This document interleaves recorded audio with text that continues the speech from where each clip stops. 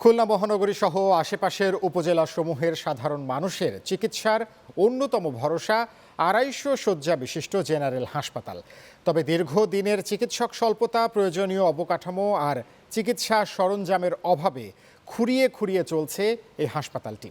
ফলে উন্নত চিকিৎসার আশায় শত শত রোগী ছুটে আসলেও এখানে মিলছে না কাঙ্ক্ষিত সেবা। শেখ জালালের ক্যামেরায় সুনীল দাসের প্রতিবেদন।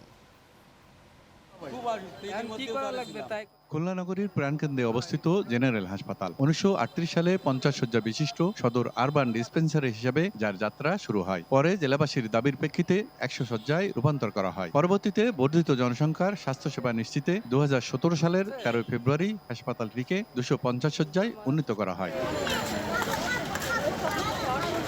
খুলনা মহানগরী ও আশপাশের রূপসা, তেরখাদা, দিঘুলিয়া সহ কয়েকটি উপজেলার শত শত রোগী প্রতিদিন উন্নত চিকিৎসার আশায় এই হাসপাতালে ছুটে আসেন। তবে নানা সংকটে মিলছে না কাঙ্ক্ষিত সেবা। আর এখানে একটাই ওটি, এই জন্য একটু মাঝে মাঝে আর কি অনেক রোগীর চাপের জন্য সময়টা ব্যাহত হচ্ছে। কিছু কিছু ওষুধ দুই একটা কিনেছি আর সব এখানে দিচ্ছি। হাসপাতালের তথ্যমতে ৮৬ জন চিকিৎসকের মধ্যে গুরুত্বপূর্ণ ৪২ জনের পদ শূন্য থাকায় একজন চিকিৎসককেই সামলাতে হচ্ছে বিপুল সংখ্যক রোগী। আমাদের এখানে যদি আরো এখানে অ্যানেস্থেসিস্ট থাকে, আমাদের সেবার মান আরো অনেক ভালো হবে। মেল ফিমেল মিলে প্রায় ৪০০-র মতো রোগী দেখা পড়ে এবং যাদের ভর্তি করার মতো হয় তাদের আমরা ভর্তি করে অপারেশনের জন্য ব্যবস্থা। হাসপাতাল কর্তৃপক্ষ বলছেন, নতুন ভবনের নির্মাণ সম্পন্ন, যথাযথ জনবল নিয়োগ ও প্রয়োজনীয় চিকিৎসা সরঞ্জাম সরবরাহ না হওয়া পর্যন্ত এই সংকট সহসায় কাটছে না। আমাদের কিছু লিমিটেশন থেকে যাবে, যেমন আমার হাসপাতালে এখন কোনো এমআরআই হয় না, সিটি স্ক্যান হয় না, ইকো হয় না।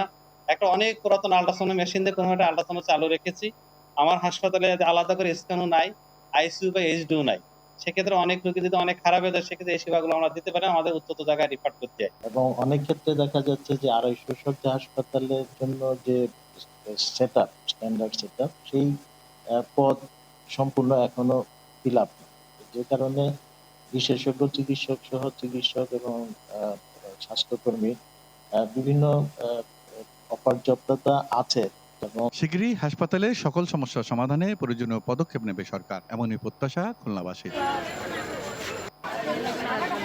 সুনীল দাস, চ্যানেল ৯, খুলনা।